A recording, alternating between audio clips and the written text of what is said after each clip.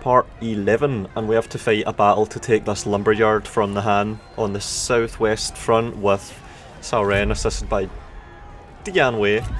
And then after this we have to fight another battle on the eastern front with Cao Cao. First though, let's deal with this one.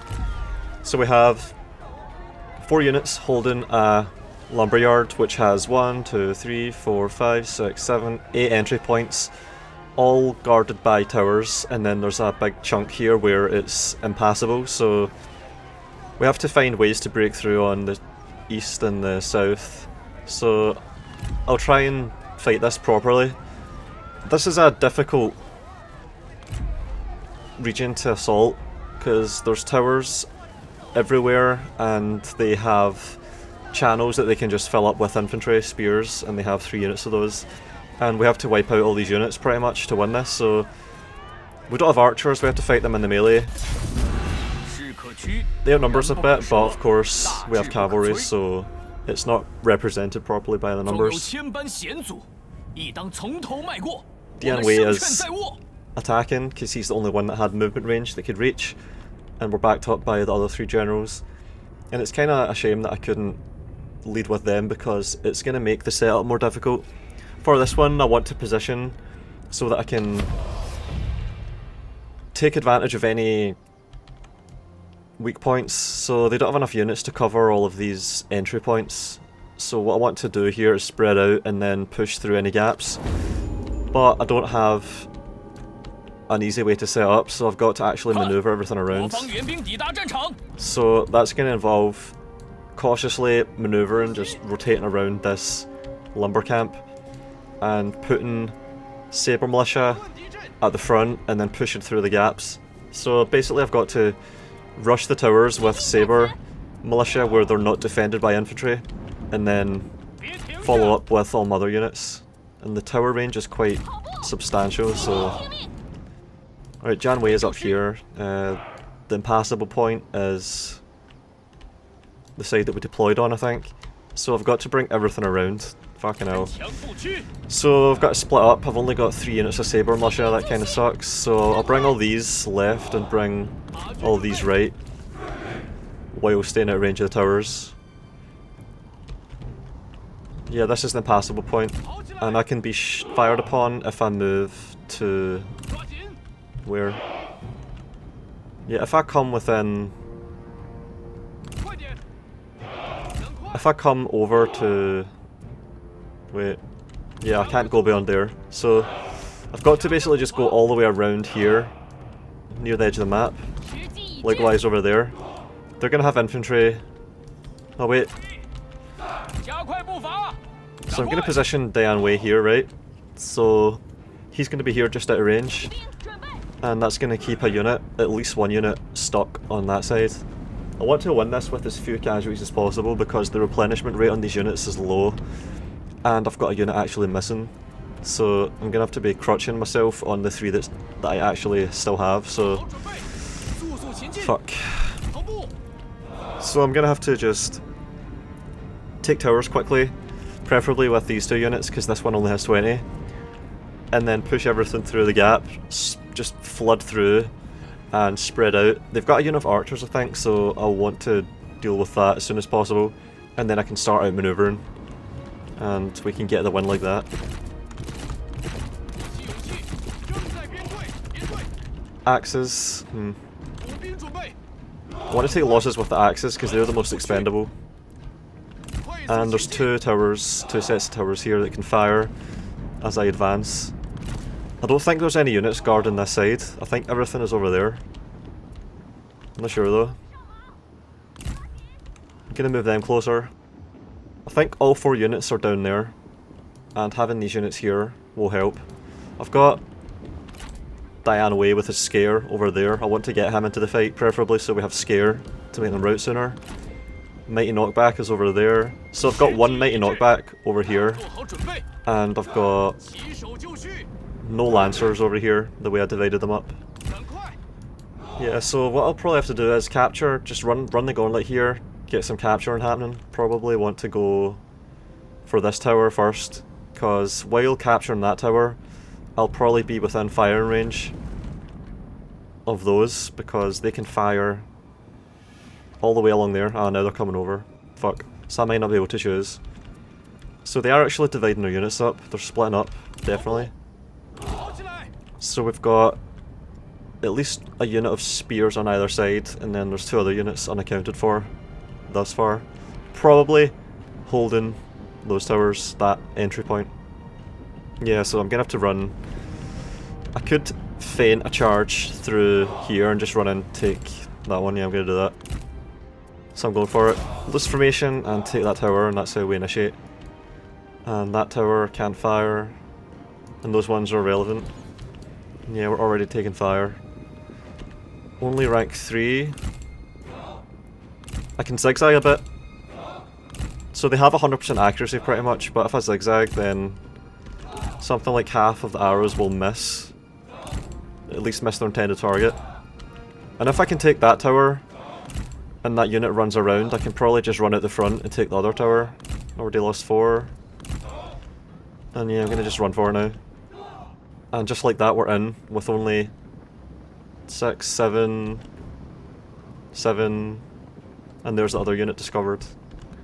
So we lost 8 to do that. We made our way in with 8, and that's with an 85% range block chance, so 5/6 of our casualties were averted, so we'd have to multiply that by 6, that 8, so that would have been about 50 losses if we didn't have 85%. If we didn't have any range block chance, we would have lost about 50 guys there.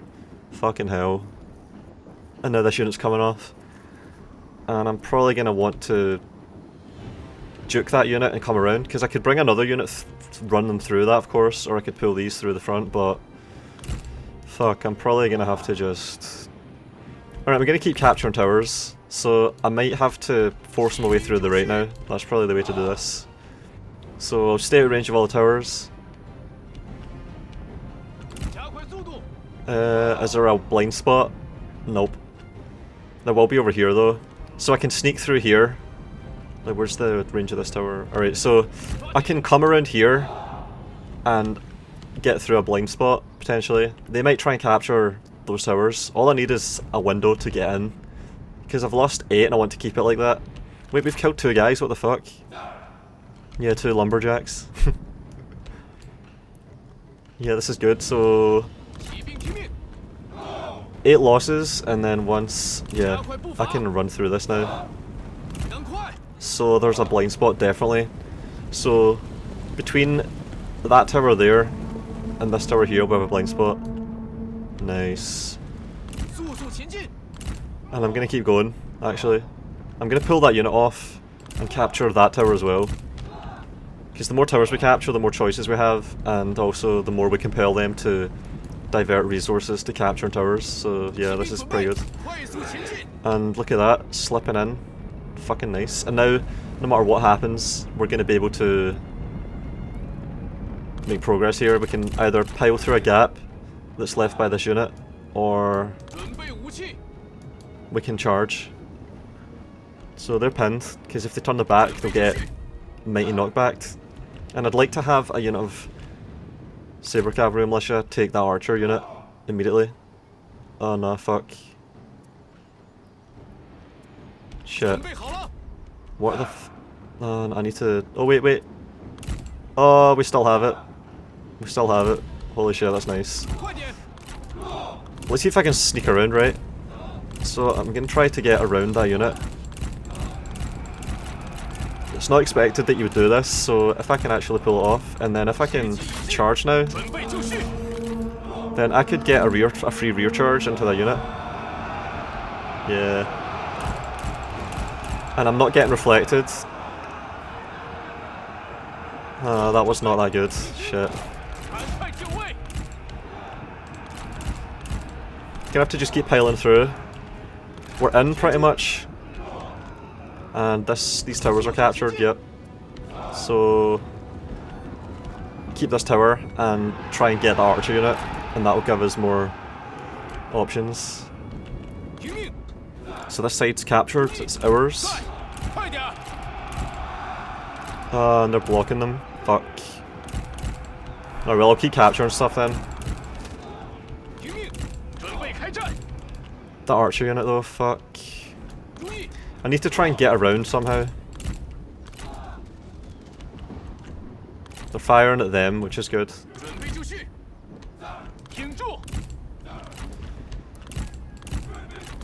I want to pull them up here so I can send this unit through and charge that unit of archers. That would be really nice. And shit, they're about to... Fuck.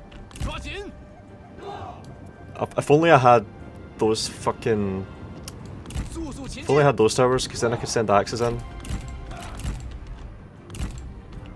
And I'm just gonna run past now, I think. Yeah. So that works out. Did they capture this? They might. Yeah, they captured it now, fuck. So, that side is no longer open.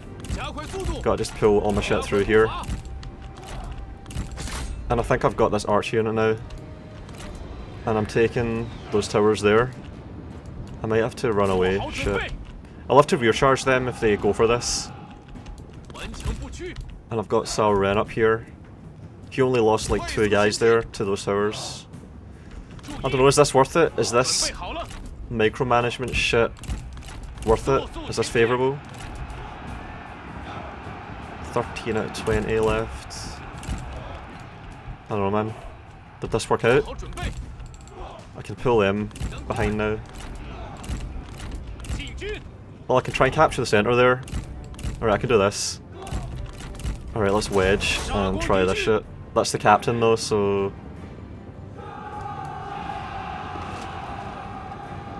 And that was good, I think.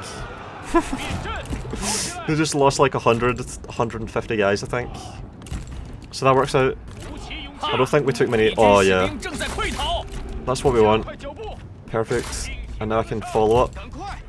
Get the archer militia, hopefully. They're going to be stuck now between their spears, so they're not even going to be able to fire straight. Fire properly. And the losses so far are not bad. Haven't used many units to do this either. Yeah, and yeah, that G infantry captain's fucked. And I didn't wedge there. Alright, let's see if I can do this. Let's see if Cao Ren can pull this off. Hopefully they don't turn. Ah, they have turned. Alright, so... Go back, go back, go back. I think we lost a few there. And I'm gonna keep going here. Oh no. Did they turn? That should work. Yeah. And then if I can wedge and get the other side... Oh wow. Yeah, they just get destroyed. Holy shit, they get wrecked. And they've routed, and hopefully that other unit routes now. 18 out of 35 left on the tank. And this is looking pretty good. They're pretty much fucked. And I'm gonna keep baiting them over here with Cao Ren. Oh no. Alright, Cao Ren can charge. No, fuck. They keep turning, they keep refacing. Fucking hell. I should do it. Come on, come on, come on. 32, 31. Come on, charge! Holy shit, fucking charge. 30. Oh, come on. Fuck's sake, man. Charge. 29.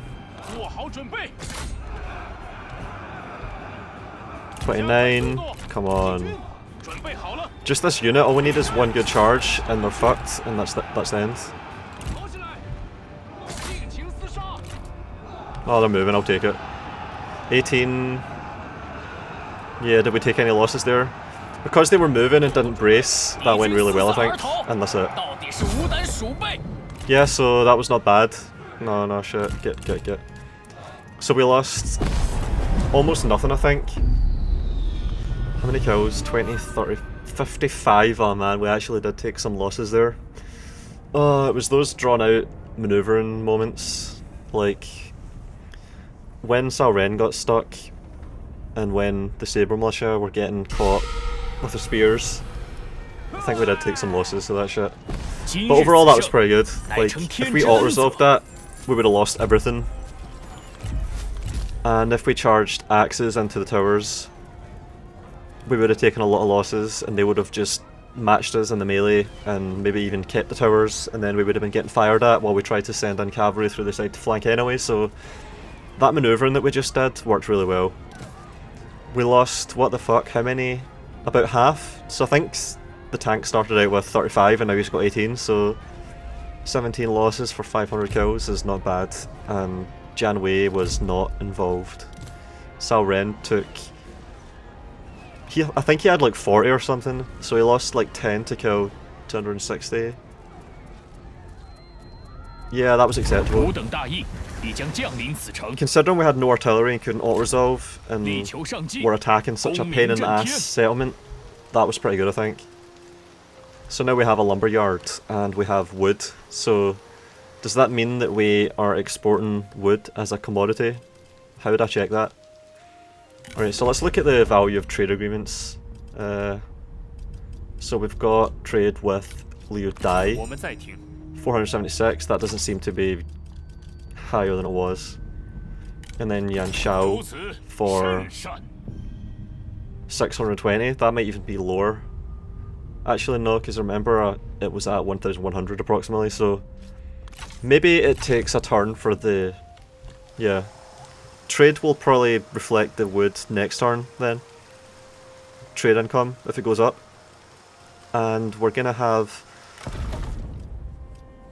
a better garrison here after 2 upgrades. So after 2500 put in, our income goes up by 60 and we have a much bigger garrison. And that's worth it.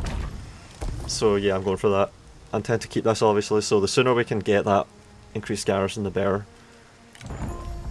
And I made a lodge that was there. And someone commented about getting tea, and I looked into that because that's interesting. So with tea, we can upgrade along... where's the resource that it requires? Alright, so yeah, we need to get... no, wait. It's for this. Requirements tea, a tea parlour, and that gives higher flat commercial income. So the multiplier is lower, but it gives a higher base amount. And that's reflected in the end by 20% less income multiplier, but 50 base higher. And the only difference is it needs the resource of tea. So it's kind of implied that that's the superior option, and I think it does actually work out that way once you start stacking assignees and other buildings with their multipliers, and also the town itself. 150% income from commerce, so stack the 150% onto the difference between the two trees chain ends, and that'll come out at 75 extra commercial income. So yeah, I'll probably want to do that. So I was looking into it, and the nearest T though is, I don't know, it's like here. No, it's around here I think. So the 3 exotic resources that I'm aware of, at least in terms of being lucrative Silk Road type things, are spice, silk, and tea. Silk is up here, right? So there's a line I think. So there's one there, one there, one there, something like that. And that's up here in this northwest corner where all the cavalry stuff is, all the horse pastures and shit. And then down here there's spice, I think. Like there's a few spice towns down here. There's 3 of each, so there's 3 spice, 3 tea, 3 silk. And the spice is down here, and the tea is up there. So it's silk, tea, spice. And I'm thinking that I'll probably want to, for at least a while, have access to tea so I can upgrade along those chains. I think you only need to have it for 1 turn and then do all the building, and then it'll finish and it'll assume that you had tea all along. I think it's a lot like Shogun 2 in that sense. So in Shogun 2 you need stone to build, for example, a castle. This is just an example.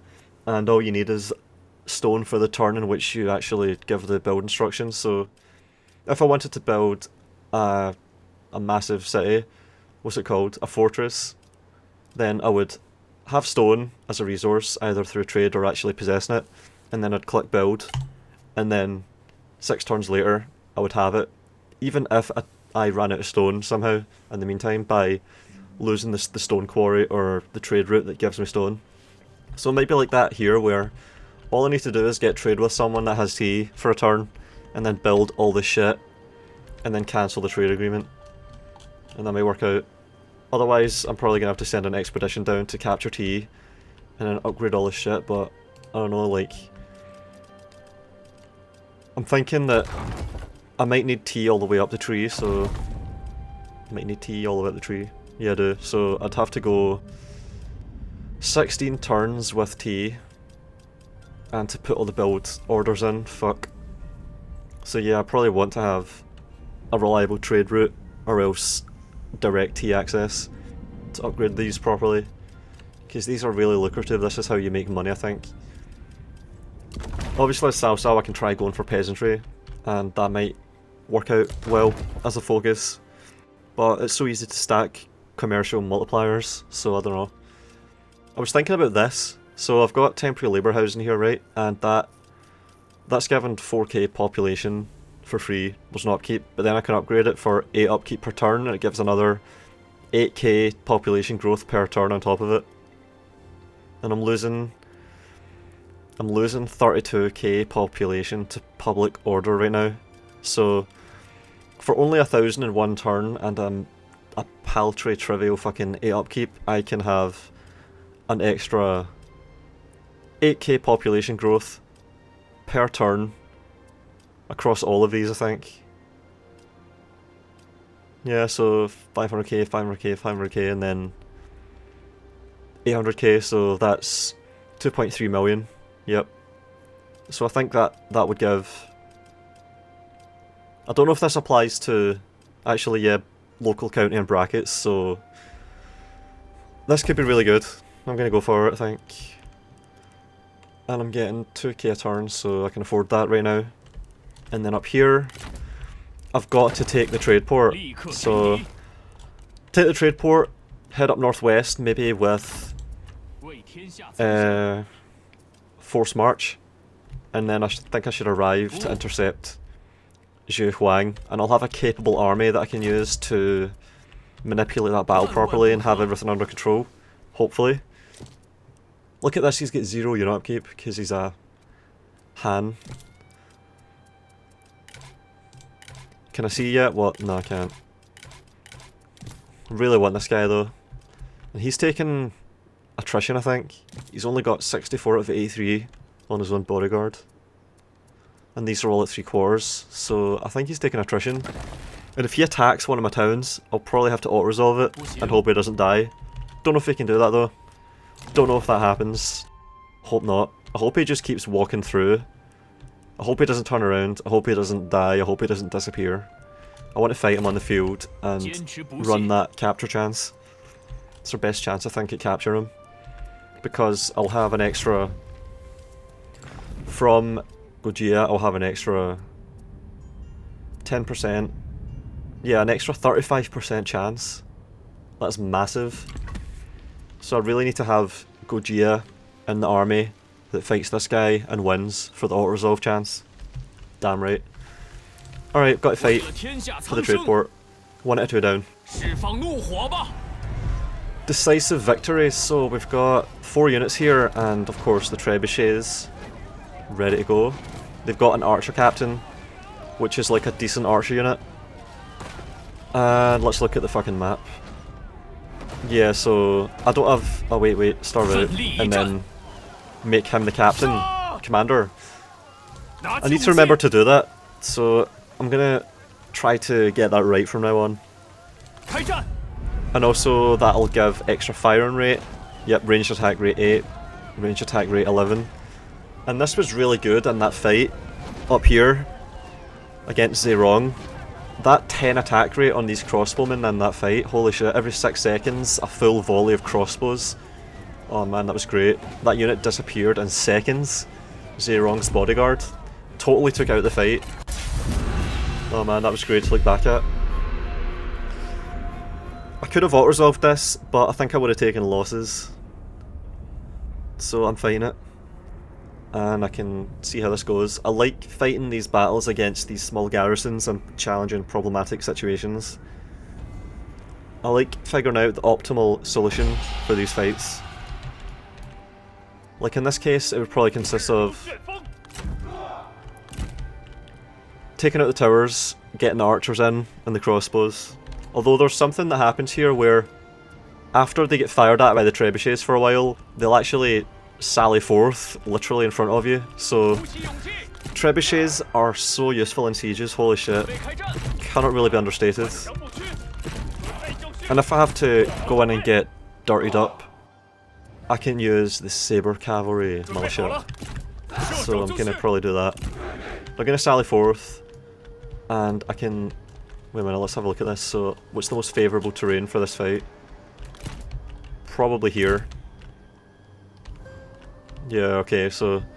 trebuchets at the front. Wait a minute, I need good... Oh, I need a good line of sight. Alright, that's not bad. So I want them to overlap. Crossbows, get ready to fucking shoot. Cavalry, get ready to intercept or charge. Saber cavalry right behind. Fire it well off, and yeah, this is it. Wait, they have 2 archer units? Shit, I didn't realise that. And they're charging already? Wow. They're already charging. And they have no spears, so I could probably drop my siege engines. Yeah, I'm doing that. I'm dropping my siege engines and pulling back. Gonna focus fire. No, wait, what the fuck? I thought they were coming out. Is that because I dropped the trebuchets? What the fuck? And in this case, I want to let my crossbows fire fully. Yeah, wow, so we can control them with the fucking trebuchet crews. Holy shit, that's interesting. Alright, I need the saber cavalry militia ready to distract. Saber? What the fuck? No. I don't want to let them fire at my archers, at anything. Right, so I'll fire at the archers with the crossbows, fire at the sabers with the archers. That's the proper matchup here.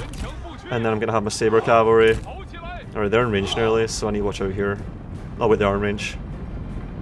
Nearly anyway. Oh yeah, that's what I wanted to avoid. Fuck.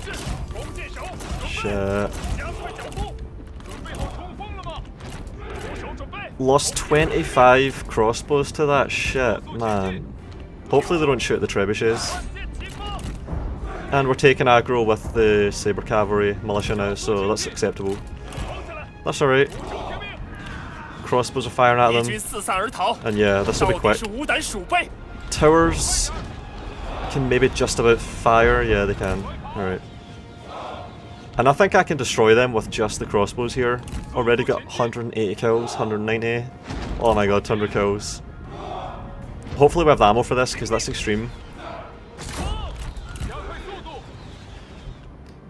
25 losses on the crossbows as well. Like, that's with 25 losses. Alright, now I can push advantage here. Why are they fucking moving? Come on, what the fuck? Stop it. And yeah, look at that. Routed 3 units there with pretty much just this crossbow unit. 3 volleys left. Oh my god. They're firing so fast. Let's see how long it takes for them to reload. Oh my god. Holy shit, did you see how fucking fast they were shooting there? Oh no. Crap. They came back. Alright, well, I've got to keep fucking doing this then. Let's just... Come on, let's be decisive now. Am I shooting into the back of them? I don't know. Alright, I'm pulling back. I think we've got it. 237, 240. Trebuchets joining in. Yeah, we've got this under control. And it's not really important the losses that we take because we're going to be marching now, I think. Crossbow's got 369 kills. That's pretty good. Are we firing at the archers? Yeah, we are. And they don't stand a chance. Oh man, they got launched. And that's it. Come on, route. Come on, victory. Come on. Yeah.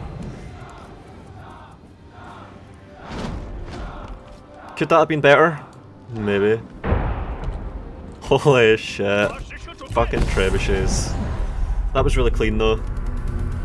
That was certainly better than it would have been if we auto-resolved, because it said decisive victory and the balance of power bar. I just know these things at this point.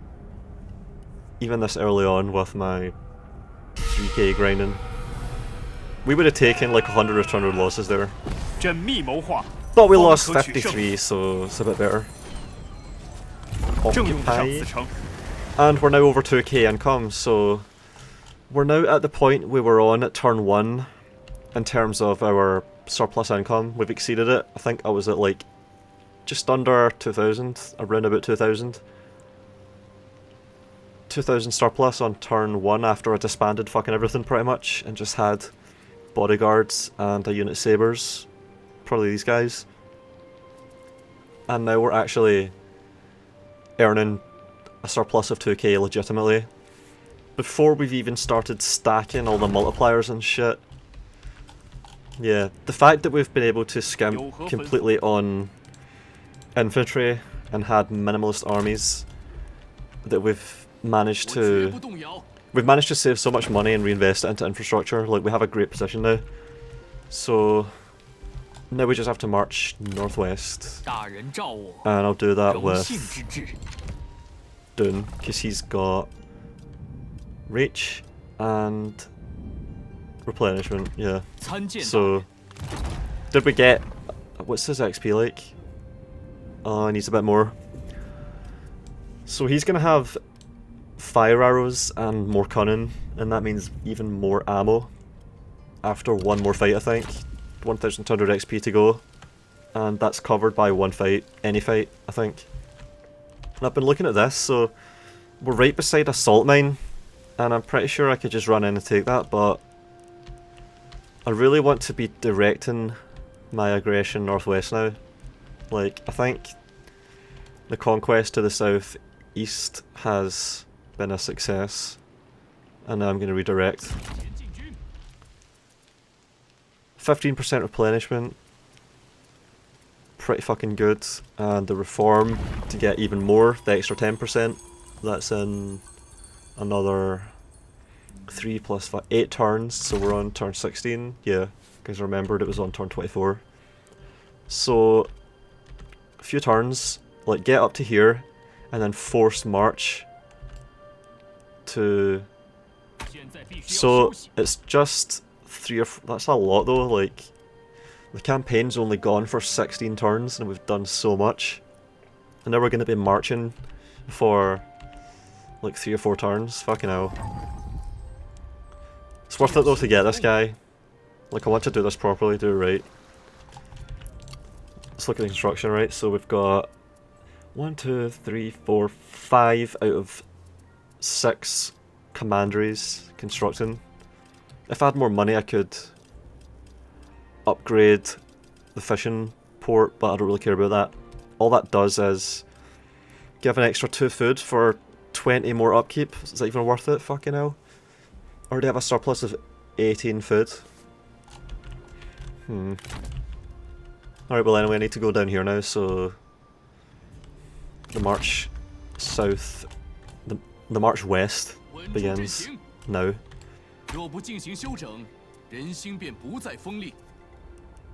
So that's gonna be like, that's a lot as well. Like, fucking hell, this is a lot of ground to cover.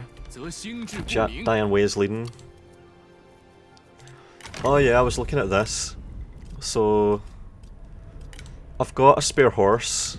No, wait, no. For this guy, I've got this armor here that gives instinct, and I can give this to Zhou Tai, because this can go on champions or vanguards, and there we go. He's legendary. Legendary fucking vanguard to match his unique background. So this guy's 30 and he has a unique background and he's legendary now. And he has decent traits. Yeah, I'm holding onto him. And he's got a spear that gives instinct. Yeah, and that's as good as it gets at the moment. Alright. And also a horse that gives instinct, and I'm sticking with my doctrine of getting rid of horses on battlefield commanders. So this guy's in reserve, he can have the horse for instinct. That'll make him better at nothing. Oh well. Anything else? Nope. And then there's... who else? So we need to get this guy legendary as well, right? So... he needs authority. And there's a horse here, look at that. So he's at 95. Alright, so he's gonna take a while, but he'll get there. He's getting close. Also giving him one of the spare horses. I was thinking about selling them, but... And then there's this guy. And he's got the armor, of course. And he's on 88 resolve. But we can... take away the spear that doesn't give any resolve. Give him this axe. And he's at 97. And then...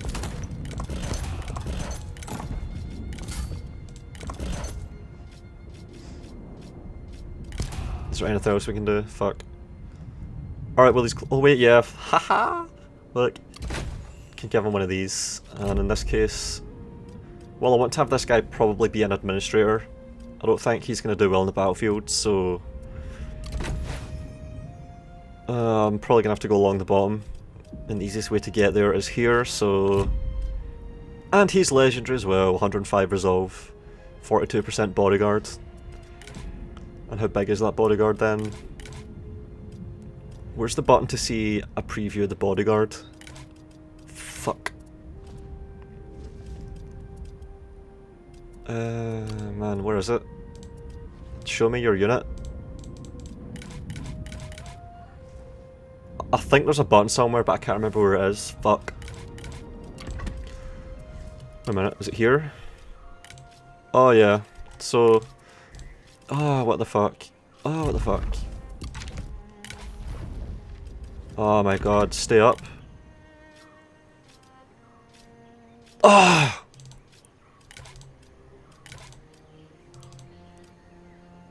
Oh my god, so I need to do this.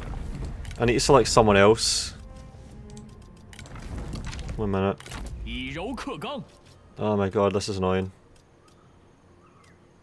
This is an interface problem. So, can I bring open the...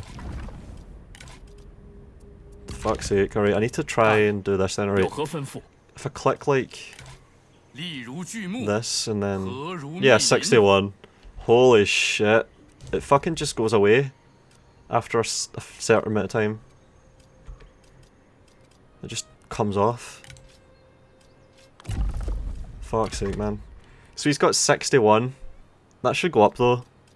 That'll go up to like 80 or 90 if he actually gets deployed. Like Jan Wei has 65% bigger bodyguard and he's got like 100, so this guy's got 42% bigger and he's got 42% on top of 60. That's another, that's like 84 I think. So he's gonna have a big bodyguard too if he ever, like if we make him an administrator and then an army attacks the town that he's administrating and he has to sally forth to defend the town, to muster, then he's gonna have like 84 horses and they're gonna have, well, they would have a high charge bonus if I was to give them armor and a horse, that's charge bonus. Speed is probably less important in defences of towns when units are running through streets to get to the centre. So it probably works out better that way. If I load up administrators with horses that have low mobility, then that's a safe use of them, I think. So I've made Zhang Ba legendary, Zhou Tai legendary. So this is the last guy that's not legendary. Wait a minute. Cao Ren needs to become legendary as well. Fuck. He's got 95, right? So if I was to do this... oh man. So now Cao Ren is legendary as well. Fucking hell. I thought he was already though. Maybe I'm misremembering. But all I have to do now is put his armor back on after a turn, because then he gets flagged as legendary, and then it really is just Yan Huan who needs to keep getting XP from being an assignee. And then I can give him... Nah, I can't give him authority yet from anything. He doesn't have access. He only needs another 5. So I could loan him one of these. It doesn't actually do anything. Like, it renders no use. It's not... Wait a minute. What the fuck? Alright, so everyone is legendary now. Fucking hell. So once I end turn, I'm gonna have 100% legendary characters. Even though they're not actual legit legendary characters with unique backgrounds. They'll be flagged with this text. And I think that's it, that's all it means. That's the only real significance of this. Anyway, I just thought that was cool. I just manipulated 4 characters and it becoming legendary, just with shuffling shit around. Cao P already has this, so he's gonna come of age, I think, with a unique background that has high authority and traits that are that synergize well with the fact he's a commander, to give him a starting authority of higher than what this guy has even now, probably. Because the legendary point, the threshold is 100, and Yan Huan, with all of these, barely scrapes at 101. And Cao P is going to have over 100. Well, he was born with over 100, so yeah. He's going to make a good faction heir or Prime Minister. Probably want to have... Like, what I would do, I think, is once Prime Minister opens up, I'd try to shuffle Lady Dian over to Prime Minister and have Cao P be the heir when he comes of age. So that way, I'll have Cao Cao as the faction leader, the best character we have, with his immense authority, 178. I'll have Lady Dian given her decent authority of 7 satisfaction in there, and then Cao P coming of age over there will have authority as well. So all these characters, all these commanders given authority. And also I think Cao P might have, I think it's the same as Guo Jia, so I think Cao P has minus 10% corruption, so I'll have Cao Cao with his cavalry, upkeep reduction, military supplies, and his spy costs I think as well. Minus 5% corruption, yeah, that's from the book. So undercover network cost for enemy spies, that's because of suspicious, so that's a good trait for a Prime Minister heir or faction leader. So he's going to be here as the faction leader, being as formidable as he is on his own. And then I'm also going to have Lady Dian with her plus 5% income, and Cao P with his reduced corruption. So they should be good for satisfaction and income in general. And then I can work on the battlefield bonuses by tailoring each army for whatever, because there are some good bonuses here, like, I don't know, like 10% armor for shock cavalry. That sounds good, but that's actually kind of just impractical and useless. The only way that can really render any utility whatsoever is if your shock cavalry are getting hit and you want to be cycle charging them, so that's crap. Lufan has this, but that's good for the early game when a higher proportion of your income is made up by spices and silk, and that's probably never going to be the case.